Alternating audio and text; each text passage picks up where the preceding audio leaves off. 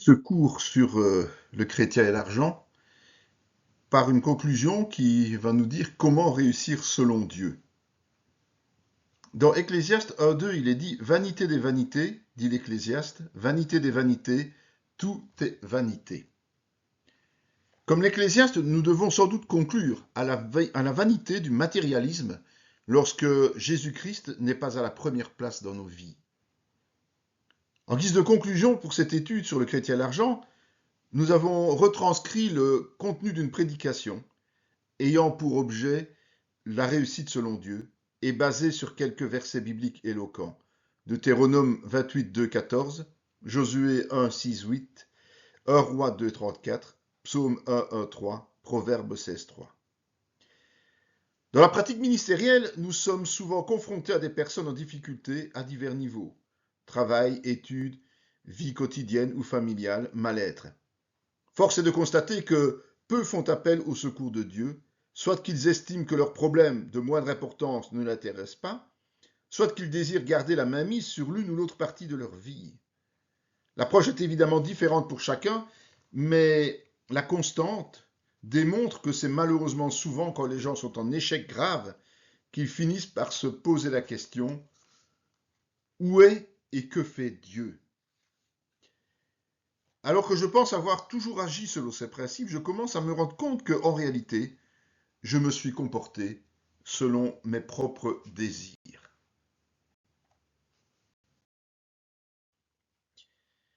Nous allons rapidement comprendre que les critères de réussite actuels sont souvent biaisés par rapport à la réalité biblique.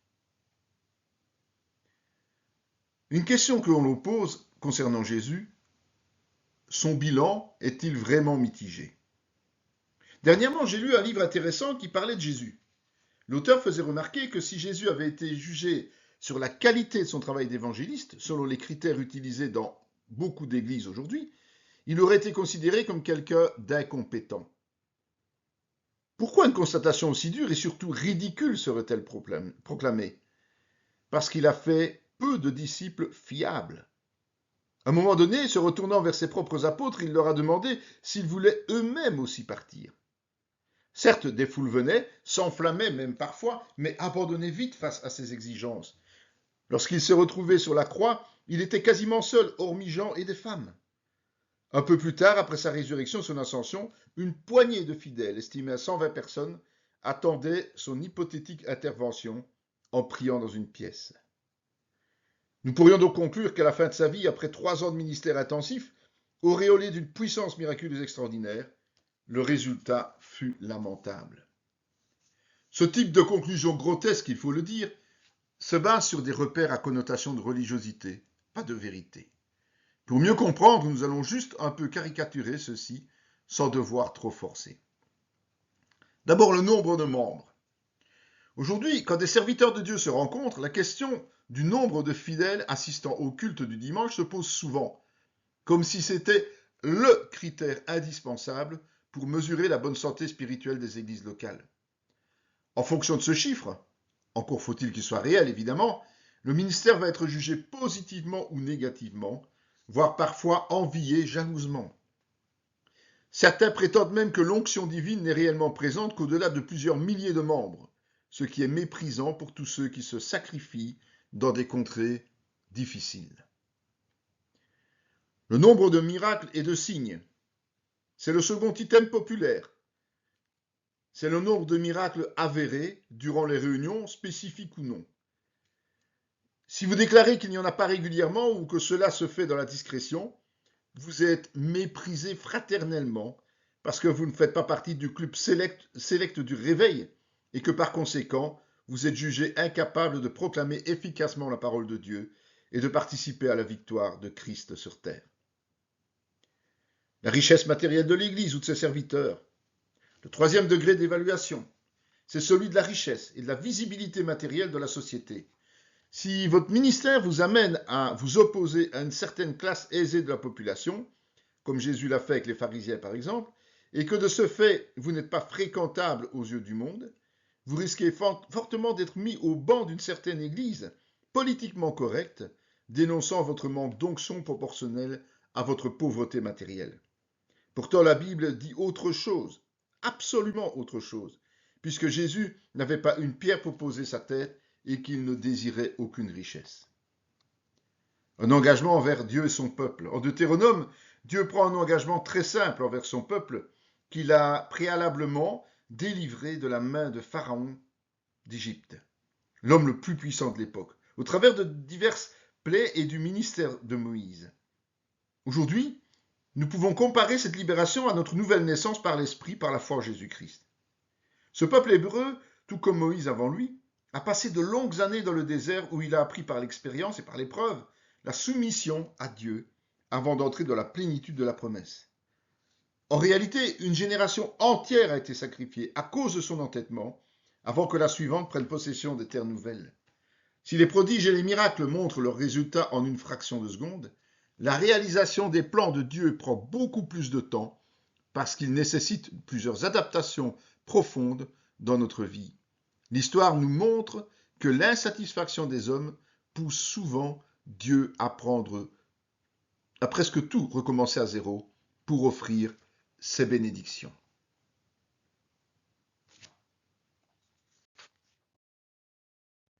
La méthode divine de la réussite. Au travers des passages de l'Ancien Testament répertoriés ci-avant et d'autres extraits, nous allons analyser la méthode utilisée par Dieu pour nous permettre de saisir la réussite promise. Elle n'est pas compliquée, mais exige de notre part un abandon à Dieu qui se résume à l'obéissance totale à sa volonté. En effet, en dehors de cela, il est illusoire d'imaginer que nos désirs nous mèneront à la panacée. Ce ne serait que plan tiré sur la comète ou feu de paille, même si cela résulte de longues nuits de calcul et de réflexion. Actuellement, le plus beau plan de Dieu que nous pouvons mettre en exergue est celui du salut. Sa portée universelle et intergénérationnelle en fait sa particularité. Jésus ne demande pas à tous ses disciples d'être pauvres, ni de donner tout ce qu'ils ont aux autres, ni de dormir à la belle étoile. Ce qu'il exige de notre part, c'est de suivre la vérité que son Père nous a enseignée au travers des révélations successives, vérité qui a déjà été partiellement donnée à Moïse. Si Dieu désire que le chrétien s'assoie et réfléchisse avant d'agir, il désire surtout qu'il mette en application ses principes et cesse d'échafauder ses propres plans voués à la destruction et à la frustration. Une condition effectivement incontournable, l'obéissance à Dieu. Si tu obéis à la voix de l'Éternel ton Dieu, en observant et en mettant en pratique tous ces commandements que je te prescris, aujourd'hui, l'Éternel ton Dieu te donnera la supériorité sur toutes les nations de la terre. Deutéronome 28:1. Si. L'énumération des commandements de Dieu commence par un si, c'est-à-dire une condition incontournable. Cette règle rigide consiste à obéir à la voix de Dieu. Tout chrétien qui prétendrait réussir matériellement et spirituellement sans la suivre échouera. Comme pour insister sur l'importance de ce fait, il précise en quoi consiste l'obéissance. Observer et mettre en pratique tous ces commandements. Certains rejettent cet aspect des choses en prétextant que ces derniers concernaient Israël. Mais l'Église, dont les membres sont libérés, mais pas l'Église, dont les membres sont libérés de la loi. Effectivement, nous en sommes quittes, mais uniquement au niveau rituel, pas en ce qui concerne leur portée morale. Obéir à Dieu est la première clé de la réussite, parce que cela prouve notre respect profond envers sa personne. Beaucoup d'entre nous pourraient prétendre respecter les commandements les plus importants, mais Jésus nous révèle que le fait de ne pas suivre l'un des plus petits, c'est être pécheur. Ainsi, lorsqu'il enseigne qu'il faut rendre à César ce qui est à César et à Dieu ce qui est à Dieu, il réfute des comportements tels que le travail au noir, parce que le fruit du travail séculier engendre nécessairement un salaire soumis à l'impôt. Alors, ce qui nous intéresse dans la suite de ce verset est que si je fais ce que dit Dieu, et rien que cela, alors je reçois la supériorité sur toutes les nations de la terre. Aujourd'hui, nous voyons de nombreux chrétiens acculés qui n'osent plus témoigner de Jésus-Christ parce qu'ils ont simplement peur de ce qui va leur tomber dessus. Pourtant, je le répète, si tu obéis à Dieu, il te donne la supériorité sur les nations. Saisissons cette vérité à travers les exemples bibliques. extraordinaires. Daniel, Joseph, Mardochée, pour ne citer qu'eux, ils n'ont eu peur ni des interdits ni de la mort. Ils ont simplement refusé au péril de leur vie et n'en faisant aucun cas de répondre à des injonctions au service qu'ils devaient à Dieu. Pour lui plaire, ils ont volontairement désobéi aux autorités séculières. Où Dieu les a-t-il placés ensuite? Juste en dessous de leurs monarques païens, bien au-dessus des autochtones, eux qui étaient des déportés vaincus par les terribles armées étrangères. Tous ces peuples conquérants leur furent soumis. Pouvez-vous imaginer, ne fût-ce qu'un instant, que cela puisse se produire au quotidien dans nos vies? Être un chrétien qui en impose rien que parce qu'il obéit à Dieu. Waouh! Un chrétien que les gens demandent à rencontrer pour obtenir des conseils avisés dans tous les domaines de la vie, en la direction des villes, des régions et des nations. Imaginons un instant l'impact d'une telle situation. Et ce n'est pas tout. Dans Deutéronome 28.2, il est dit « Voici toutes les bénédictions qui se répandront sur toi et qui seront ton partage lorsque tu obéiras à la voix de l'Éternel ton Dieu. » Non seulement Dieu nous rend supérieurs, mais il nous envoie des bénédictions qu'il considère comme un dû pour ceux qui n'ont fait que lui obéir.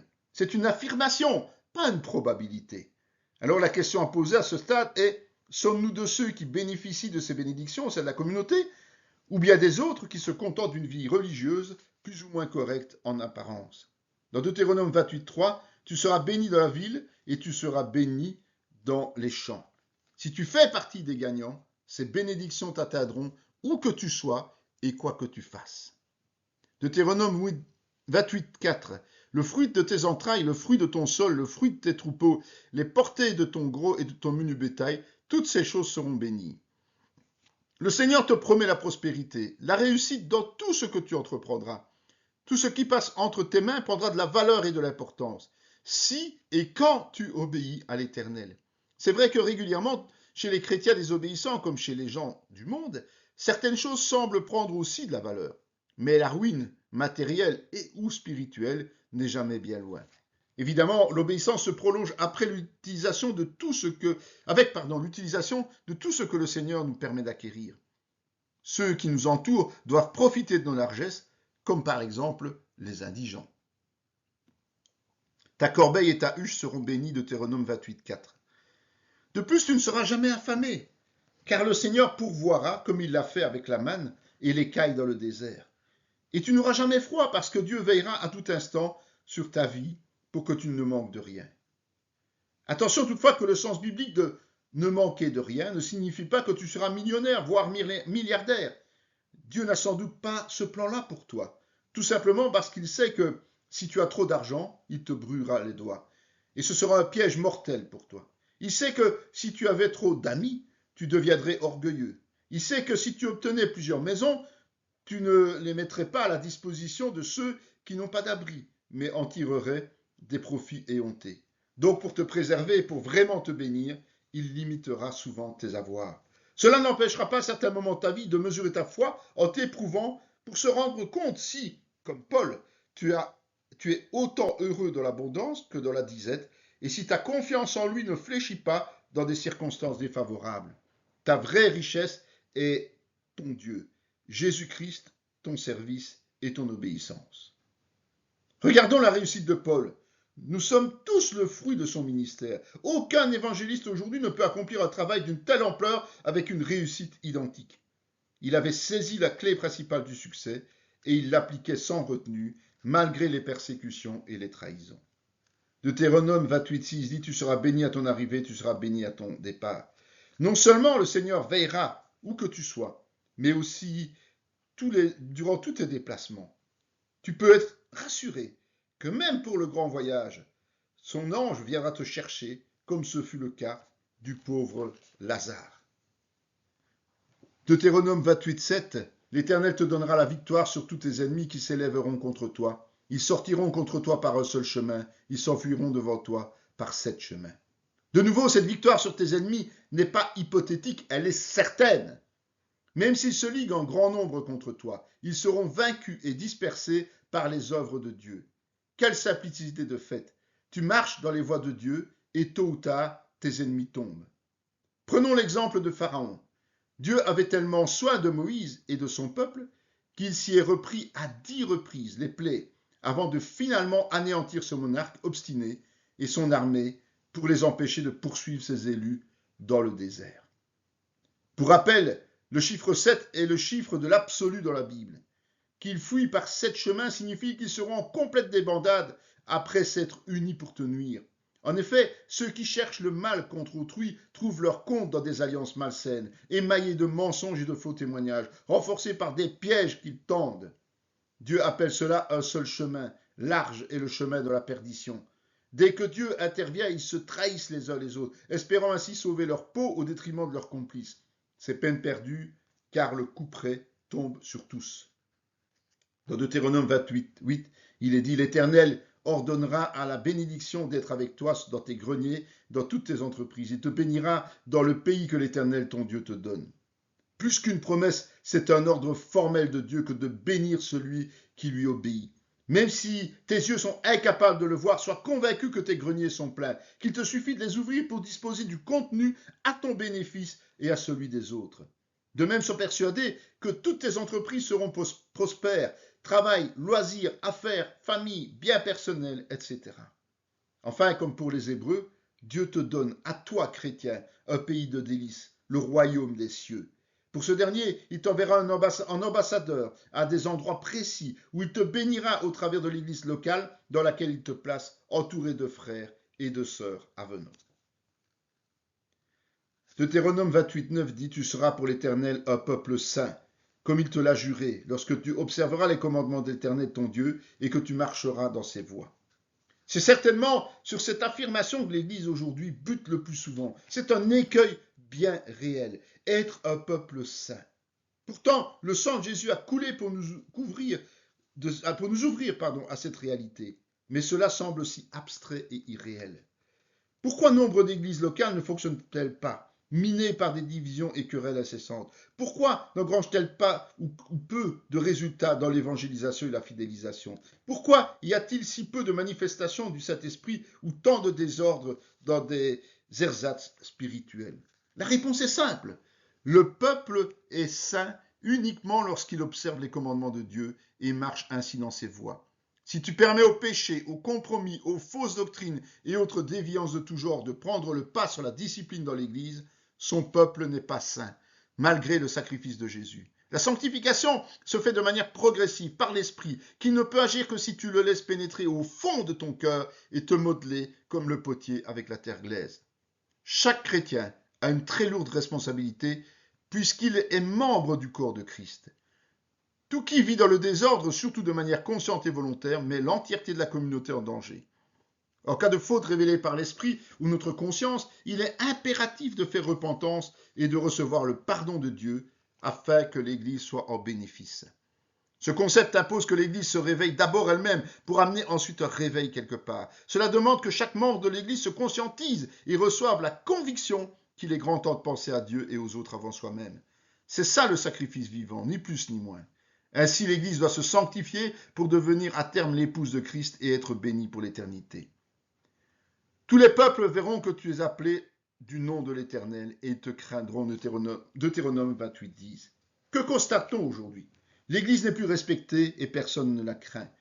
Il suffit d'écouter les commentaires et lire les articles sur le positionnement du monde par rapport aux valeurs bibliques défendues par une poignée d'hommes courageux. Ils se moquent de ses serviteurs zélés, les insultent et en réaction prônent toujours plus de liberté, surtout au niveau des mœurs. Pourquoi connaissons-nous cette inversion de tendance? Parce que le terme Église a tellement été galvaudé par les compromis des uns, les fautes des autres, le paganisme et autres perversions qu'elle ne porte plus le nom de l'Éternel. Si la lumière que doit être l'Église existe encore, c'est sous la forme d'une flamèche vacillante. Et si le sel existe encore sous forme physique, le nom, il n'a plus aucune saveur.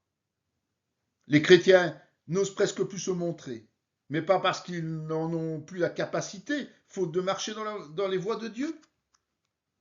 Pourtant, c'est la condition indispensable pour que Dieu considère l'Église comme son peuple saint et la bénisse au point que le monde, le voyant à l'œuvre par son intermédiaire, la craigne.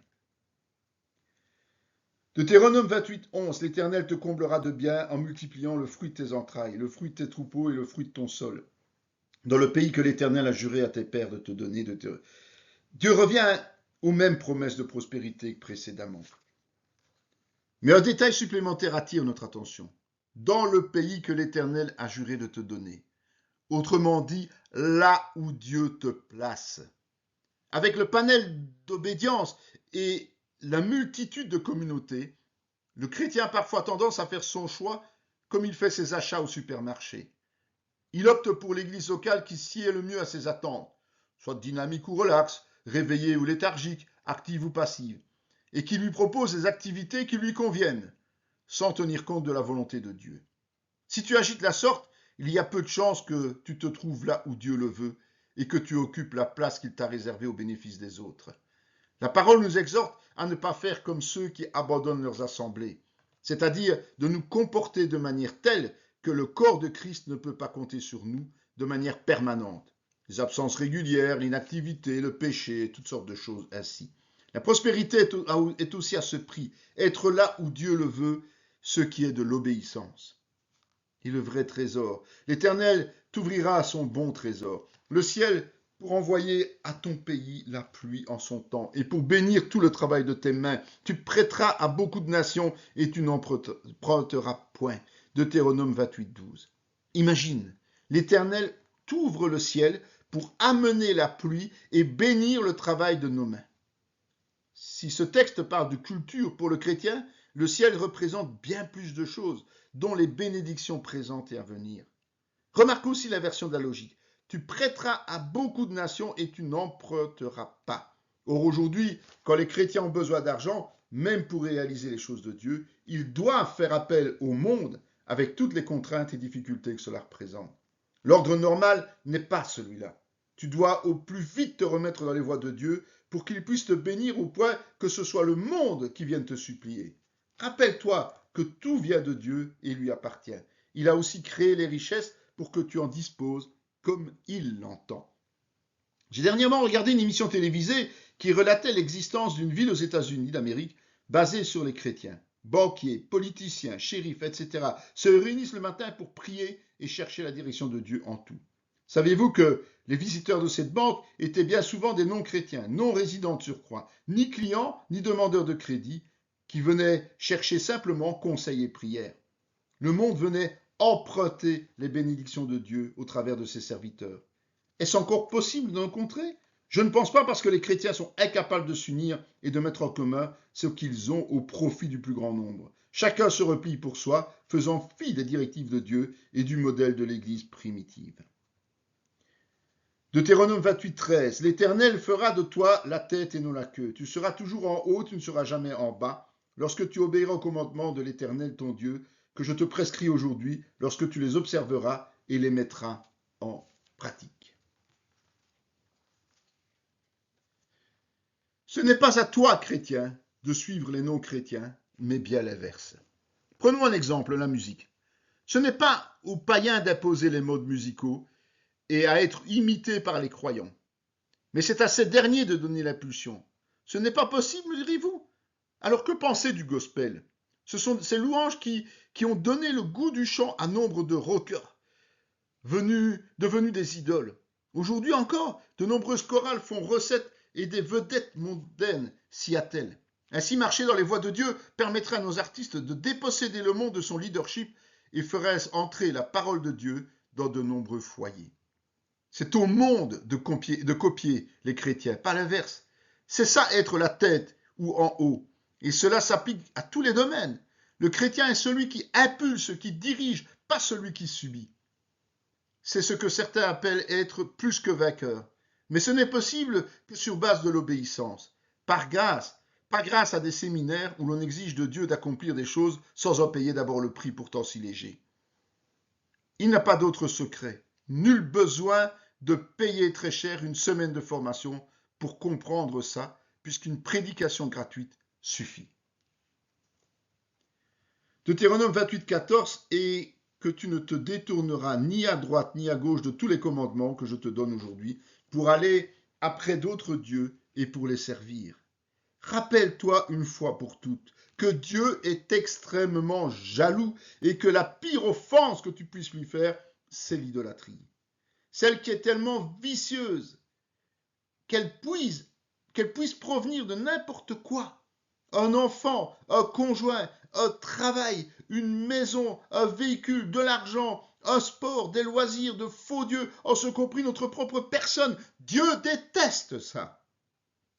Pour lui, un commandement est un commandement, une règle est une règle. Selon le code de la route, si nous roulons trop vite, mais qu'il n'y a pas de radar, nous ne serons pas pénalisés.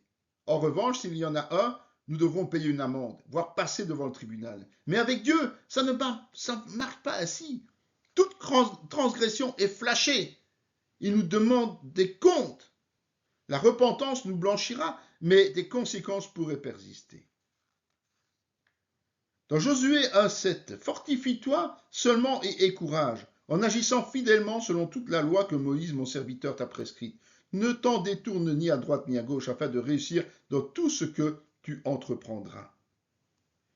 Nous réalisons un petit saut en avant. Dieu parle à Josué pour l'encourager à avancer. Ce n'est pas surprenant qu'il lui donne les mêmes conseils dans le cadre de la réussite, mettre en pratique la loi et ne pas s'en détourner, ni à gauche ni à droite. Dans Josué 8, il est dit que le livre de la loi ne s'éloigne pas de ta bouche. Médite-le jour et nuit pour agir fidèlement selon tout ce qui est écrit. Car c'est alors que tu auras du succès dans tes entreprises, c'est alors que tu réussiras. L'enseignement ne s'arrête pas là. En effet, au fur et à mesure que nous avançons dans les livres de la Bible, les révélations spirituelles sont de plus en plus touffues. À l'époque de Josué, il faut savoir que l'on se transmettait le plus souvent la parole verbalement. Il fallait donc la répéter inlassablement, la garder près de sa bouche pour ne pas l'oublier. Aujourd'hui, grâce à l'imprimerie et à l'informatique, nous disposons de textes écrits. C'est une bénédiction, mais aussi un piège, car c'est d'autant plus important d'ouvrir nos Bibles chaque jour pour nous approprier des vérités, sous peine de ne rien comprendre et de ne pouvoir les mettre en pratique. Le Seigneur ajoute qu'il faut la méditer jour et nuit. Cela signifie que nous devons être littéralement imprégnés de la parole à chaque instant de notre vie, afin que nos pensées et nos actes demeurent conformes à Dieu. Le Saint-Esprit ne peut nous rappeler que ce que nous avons déjà lu. À partir de ce moment, il nous est rappelé qu'il n'y a plus aucune place pour l'échec dans tout ce que nous entreprenons.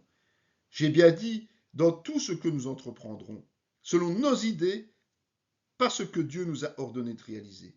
C'est nous qui décidons de ce que nous allons faire, à une condition que nous aborderons bientôt. Nous avons un Dieu créateur, pas dictateur. Il nous laisse faire des choix, comme accepter Jésus dans nos vies, recevoir le Saint-Esprit, laisser ce dernier agir en nous, remplir le ministère qu'il nous offre, lui obéir ou non, etc. Évidemment, chaque décision prise de notre part entraîne une conséquence. Dans les commandements d'Éternel ton Dieu, en marchant dans ses voies et en gardant ses lois, ses ordonnances, ses jugements et ses préceptes, selon ce qui est écrit dans la loi de Moïse, afin que tu réussisses dans tout ce que tu feras et partout où tu te tourneras. Une vie de disciple et de discipline. Outre les commandements contenus dans la loi de Moïse, nous disposons d'autres références. À l'époque des rois, il s'agissait des règles de vie, tant matérielles que spirituelles, appelées ordonnances, jugements, préceptes. Aujourd'hui, l'offre s'est fortement étoffée puisque le Nouveau Testament nous a été révélé, que nous apprennent tous ces écrits. Le chrétien peut avoir une vie accomplie s'il est disciple de Jésus, c'est-à-dire s'il apprend et exerce la discipline que le maître lui enseigne. Celui qui se comporte comme tel peut même devenir son ami. Le succès est alors garanti dans toutes ces entreprises, même à portée matérielle, partout où nous nous tournons. Tout projet naissant d'un disciple qui se comporte comme tel est donc voué à la réussite. 1 Roi 2,4 « Et afin que l'Éternel accomplisse cette parole qu'il a prononcée sur moi, si tes fils prennent garde à leur voie, en marchant avec fidélité devant moi, de tout leur cœur et de toute leur âme, tu ne manqueras jamais d'un successeur sur le trône d'Israël. » Nous devons aussi prendre conscience que nous offrons cette réussite à nos descendants. C'est extraordinaire, mais cela comporte tout de même une nécessité.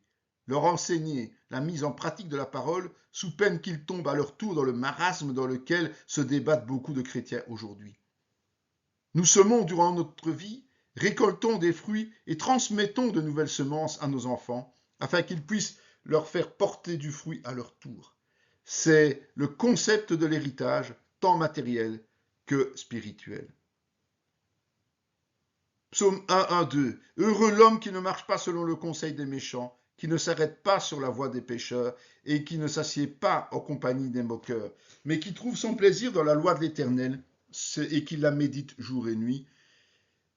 Nous montons encore d'un cran dans notre recherche de réussite selon Dieu.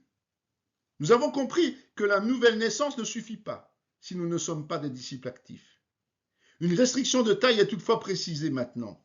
Ne pas fréquenter les méchants, c'est-à-dire ceux qui pêchent volontairement.